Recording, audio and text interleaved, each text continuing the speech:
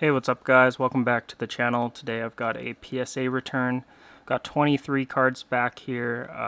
Only 22 of them got graded, unfortunately, so I have to start off with one of these, which you never like to see in your order, but yeah, this was kind of a crappy one because this was a PC card that I really wanted to just get in a slab, and this is my 1996 UD game jersey. Pavel Bure. It came back as recolored, so altered basically. Yeah, this is kind of a disappointing card because I previously bought a two-color that looked almost exactly like this off eBay, and it had like this bottom right corner was like completely bent, and the seller didn't mention anything about it. Didn't say anything about the condition or show a picture of it or anything. So I returned that one, and then I paid top dollar for this one, and already like when I got this one I was quite disappointed with the condition of it. So I had like a thing there, like an edge chip, had some bad edge damage here. And I guess whoever damaged this, I guess they took some sort of pen or something and tried to like make the white look darker or something. I'm guessing that's what PSA is saying when they say recolored. There is some parts where it's like slightly darker than the rest of the card stock, so I guess I can see that. But yeah, I didn't expect it was going to be altered. I was expecting like a PSA 5 or something on it. But yeah, disappointing because I paid top dollar for this, and it was in shit condition, and apparently it's altered, so... And yeah, I gotta say, whoever altered this is a complete moron because this is such a sick card with the two-color patch. I could literally care less about if it had a white edge mark on it that made it into a lower grade. Like, who cares? This card is just fucking sick. So the fact that it's now an altered card because some idiot wanted to do that. And yeah, if this is your PC card and you don't want white on it and you want to use a felt, go ahead. But why do I own it? Well, because it was for sale. So don't fucking alter a card and then sell it. Just... super annoying. So yeah, I don't know. I don't know what to do with this one. I might slab it authentic altered if I can figure out how to do that. But yeah, pretty annoyed about that one. But yeah, the rest of the cards, let's get to them here. Here's a Elias Pettersson card. This is for my rookie Elias Pettersson True Rookie collection. This one kind of annoyed me too because what is PSA doing here with this labeling? They put the year and the set on the bottom part, like it's supposed to say 2018 SPX up here. So I understand PSA is probably like, what the fuck is this card? Like, no one's ever sent us this. But I want all my stuff slabbed, so it's their job to figure out what card it is, what set, and how to label it. And yeah, pretty terrible job on that one. So I'll probably get them to redo that eventually because it bugs me. But this one's kind of cool. It's a True Rookie out of SPX. It's the number to 299. It's the number 1 of 299, so got a mint grade, which is a good grade for like a thick, weird card like this. Here's a McDavid Young Guns. I graded this card 2 times because I thought it was a PSA 10, and both times it came a 9. It does have a weird corner, kind of. Like, see that, like, just, I don't know, just the slightest weird whiteness, but everything else was pristine on this card. Like, it was for sure gem mint everything except that. And that's pretty small, so I thought it could have got a 10. This is one that, like, it probably could have got a 10 a couple years ago. Maybe they're tighter on it now, but I don't know. It's like the nicest 9 ever, so if anyone needs a PSA 9 of this that basically presents like a 10, then yeah, hit me up. I'll sell it. So there's that one. Here's a guy who's heading to the conference finals with the Panthers. Ekblad UD Exclusives PSA 9. Pretty sweet card there, first overall pick. Around that year, like the 2014 years when I started watching hockey again, I watched it a bunch when the Canucks made their run like up through 2011. Then I kind of stopped watching for a couple years, like 2012, 2013. And then around 2014 when the McDavid hype was starting to build up is when I started watching heavily again. So yeah, I'm a pretty big fan of Aaron Ekblad. I think he's a good player. And I just like collecting the first overall guys. Here's one that should have gotten a 10, and they gave it a 9. And here's another one that should have gotten a 10. These were both perfect. And I sent in one of these that I thought was definitely worse than these, and that one got a 10. So yeah, pretty random grading on those. All right, here's another thing that kind of bugs me. So this was the Matt Sundin two-color jersey. This one got graded, but PSA, I've graded like 10 of these cards, and they've always been in the thick holders. And now PSA puts this one in the thin holder. Just like little things like that just bug me, because now like this one doesn't, you know, fit with the rest of the set. It's like a different size, and just they should be consistent with it. So I don't know why they're doing that. I don't actually love this one because the patch has like this rip on it, kind of bugs me, but it is a 2-color, so I don't know. I'll probably sell this, but it's a pretty sweet card. Here's a PSA 10 of McKinnon, 2019 Seismic Gold. These ones are really nice. That is the number 43. Here's a Sundin and Pettersson Exclusives Young Gun checklist. Mint 9, pretty cool. That's numbered to 100, I think, like the other exclusives are. Yeah, 70 of 100. Here's kind of a weird one.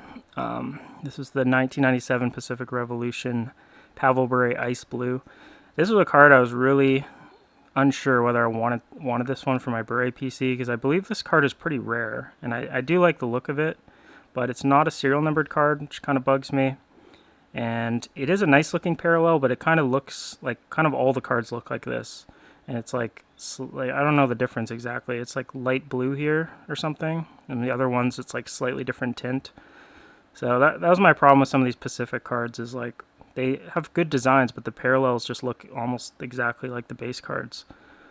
So I think parallels should look really special and like stand out a lot. And yeah, this is a nice looking card. Like if the base was more boring looking and this was like numbered to 100, I would definitely want this card. So I don't know if I'll keep this or not, but still a nice one for sure, and it's pretty rare. I haven't seen many of those. Here's my Michael Jordan Shooting Stars. This one I think I bought at BGS 8.5. Yeah, if you can buy modern graded BGS cards in like 8.5s or 9s, it's like a really good buy, because BGS started grading so harshly all of a sudden. So I just buy those, snap them, send them to PSA, get your easy PSA 9.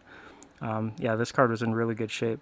I think it easily should have been a BGS 9, but like I said, they're just grading super harsh all of a sudden out of nowhere. So it's a pretty nice copy. I think it's just a really cool card. Yeah, 90s playing years, refractor, Michael Jordan, like that's pretty sweet. Here's one from my Pettersson kind of random insert collection, where I just kind of buy rare inserts that I think are cool looking. And yeah, this one I think is pretty cool. I'm trying to show the color of the diamonds, but the lighting's just not really doing it. But it's like different colored diamonds there, and well, I'm sure they're fake, but whatever those are, they look like diamonds. It's pretty cool. Band of Color 6 diamond, I guess that's called. But yeah, got a 7, which I'm happy with that actually, because a PSA 6 just looks ugly on the slab. 7 doesn't really bother me, and it's a thick like card that's not going to grade well, so I would have been really happy with anything above a 7. So yeah, that one will be for the PC. Okay, here's one that I'm pretty happy about. High Gloss 2020. This got a 9. Just really like the Upper Deck base parallels. It's kind of like the main card for that player every year, and High Gloss is the best parallel, so it's just a fun card to chase. And now they're going to have 1/1s going forward, starting in the 2023 Bedard year, so that'll be really cool. They'll be like, you know, a Pettersson 1/1, so I'm going to try and get that card whenever that comes out. But for the older years, the High Gloss is the best one you can get, so happy to get this card, and I think I only had to pay like $50 for this. I probably had a max bid of like $250 or something. Alright, here's a really awesome one for the Bure PC, and that's actually looking really nice here on the camera. This is the Prime Choice Reserve, super rare parallel out of 1998 UD Choice. Now it is numbered to 100, but they printed so much of that stuff that this card is just impossible to find. I've only ever seen one, which I had to overpay for pretty badly. This got a 7, so I don't know. This looked like a 9 to me all day, so I was kind of surprised this graded so low. I had another one of these in this order, not Bure, but another Prime Choice that also graded super low. But like the surface and everything was flawless, but it is kind of like a delicate cardstock, so I don't know if they see something. I just think that's probably too harsh, but whatever. It's such a rare card that 7 is fine with me. It did have a weird corner here. I do remember that, but yeah, it has that little like corner. But to me, that, I mean, it's on the back of the card. That should never make it go from like a 9 to a 7, in my opinion at least. But yeah, 86 of 100. Sick card. I love the cracked ice on the backdrop there. Just subtle, but like really nice. And a cool photo too. So, happy to have that one.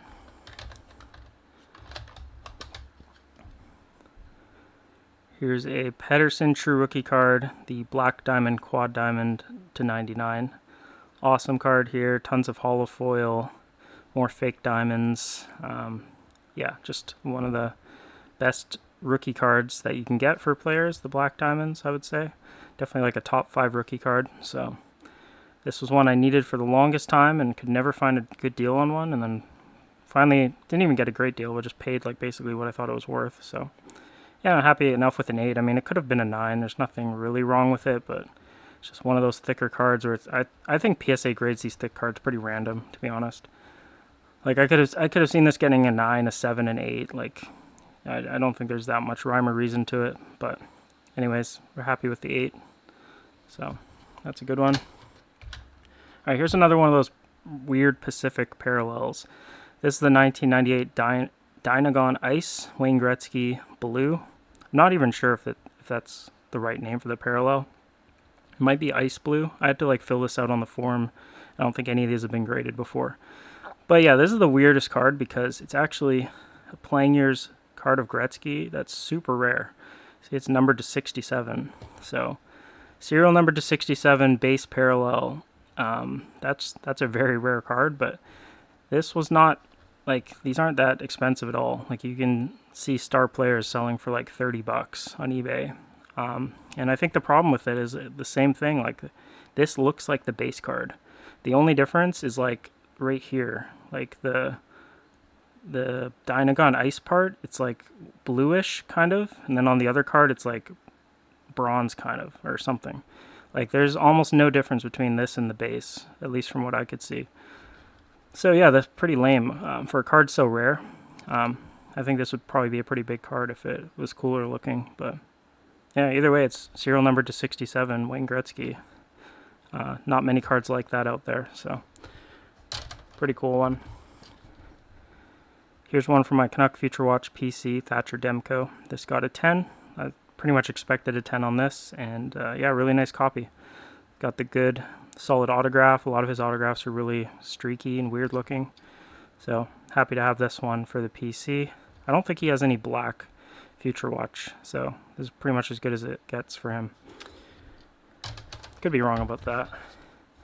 Alright, and here's the best card in the order by far, and wow, look at how sick that card looks. That is the 1998 Bowman's Best Pavel Bure Atomic Refractor. Yeah, it's just insane. That card is just insane. So yeah, I got this in a BGS 9. I was really happy to buy it in that grade, actually, because, like I said, BGS is grading so hard that I thought there was a chance I'd send it to PSA and get like a PSA 10. And yeah, the whole card's pretty much perfect. Like you can see on the back, it's completely pristine.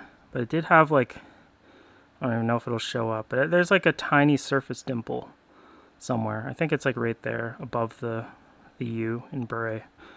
But you can't really notice it, honestly. So I thought they could maybe just give that a 10, because everything else is just absolutely perfect about it. But I don't really care about the grade. 9 is perfectly fine with me. So absolutely sick card. To me, this is, I don't know, it's either this or the StarQuest that's his best card, but this is like way nicer looking than the StarQuest. So, and this is a base parallel, whereas the StarQuest is a insert parallel. So I probably have to give it to this card. I mean, this is like the king of refractors, the Bowman's Best Atomic. So really, really happy to get this Bure. And if I wanted to do some mental gymnastics, I would say 4 + 6 = 10. But we're not going to do that because, yeah, we don't really simp over serial numbers. But anyways, it's basically jersey numbered copy is what I'm getting at. But yeah, that's a sick card. I'm just going to shimmer the shine there a little bit more. But damn, That's one of the nicest cards in my entire collection, I think. Here's a Panarin PSA 9. I mean, you can't even like compare it. Like, no. Not even gonna waste time looking at that one. Here's another one of those prime choices that got murdered here by PSA. And this one, I am pretty certain PSA damaged this because I threw this at like the back of the order, which I always put the highest grade cards later, and I put this way after the Bure prime choice, which means I looked at both of them and thought this one was like clearly in better shape, because if I thought this was in worse shape than the Bure, I would have put it in front of the Bure so that they graded this first. But I basically think they just totally dinged this corner because, will it show up? Wow, it really doesn't look dinged at all, but I looked at it last night. It was. Was it a different corner? I don't know. The corner was dinged, and I feel like I would have saw that when I was looking at it. But then again, I can't really see it right now, so maybe not. Maybe it was a different corner. I don't know, but I thought this card would have got like a 9, and it got a 6. So, yeah, that's cool. If they did damage it, though, it's not a card for my PC, so that's fine. I'm just selling it, so I'm probably not much of a value difference between a 6 and a 9, like $50 maybe. So, oh well. If they're going to damage a card, that's a good one for them to damage. Here's a Pasternak 9. Here's a Draisaitl 10. This is actually his second seismic gold because he wasn't in the 2015 set because he wasn't that big of a rookie. Well, that was the second year for him, but he didn't really have a great rookie season, so I guess they didn't have any reason to put him in the base set. So yeah, second ever seismic gold for Draisaitl, PSA 10. And here's his third one. I sold a bunch of seismic golds, but then I found some just sitting around, and I had some good names. I had McKinnon, Draisaitl's. So I was like, damn, should grade these, and yeah, they got 10s. So glad I still had these. It's a pretty nice one there. Here's a checklist card of Bennett and McDavid. There's an Ehlers. I think I knew this one was going to grade bad, but I tried to put it in front of the McDavid to hopefully this one get a low grade and then them give the McDavid a 10, but yeah, didn't work. Here is a McDavid Seismic Gold Platinum Preview. This got a 10, which I disagree with. I think this should have been a 9. And the reason is because of this. See that thing right there? I don't know what you'd call that, a scratch or something. But that's not supposed to be on the card. So, I don't know. To me, that's a big enough flaw that it shouldn't be a 10. But PSA is not very consistent. Like, they're pretty random. I could see some graders like giving that an 8 or something, where they're like, oh, surface thing, 8. And then other graders like, oh, I can barely notice it, 10. And yeah, this is a good example here is like this card got an 8. And well, it does have a scratch, like a little surface scratch, but I don't know, the scratch is kind of hidden in the refractor. This card is not from this order, by the way. I got this one a while ago, but can't really notice it. Like, I think it's around here somewhere, the scratch. Yeah, there it is. If you're on a certain angle, you can see it. So that makes this card an 8, and then that doesn't affect this one. It's still a 10. So yeah, pretty random. This is why I'm not ever paying money for a PSA 10. Like, I'll grade and try and get 10s, but if I have a nice 9 of a card, I'm not spending much to upgrade it because it's basically the same card. It just comes down to the randomness of whoever graded it. But happy this got a 10 at least because, yeah, I have a bunch of these in PSA 10. So this one will go part of the Seismic Gold McDavid set, which I have all the base, like the base Seismic Golds. Here is, yeah, one more thing about this that's kind of cool is the serial number is like holofoiled out, which is I think the first time they've done that on one of these. It's just an extra cool touch to it. And here's the last card. This is actually, to me, this is like a huge card, but if you're not a Canuck fan, you probably don't care. But yeah, the 2005 SP Authentic Limited Future Watch to 100 with the holofoil and like the black tint on the background. I mean, that's a sick card. Like, I don't think Bure, yeah, right. This guy's like the fourth liner version of Bure, I guess. But yeah, Burrows, I don't think he has many good rookie cards, really. Like, I think he was like one of those random rookies, so they just got a couple cards. So the Future Watch parallel to 100, pretty sweet. And yeah, I think it would have been crazy if they had these like black Future Watches for like Ovechkin, Crosby, and stuff. But I think they only did parallels for the guys who didn't have autos. So yeah, pretty sweet card there. So yeah, that's all the cards in this video. So thanks for watching, guys, and I'll see you next time. Peace.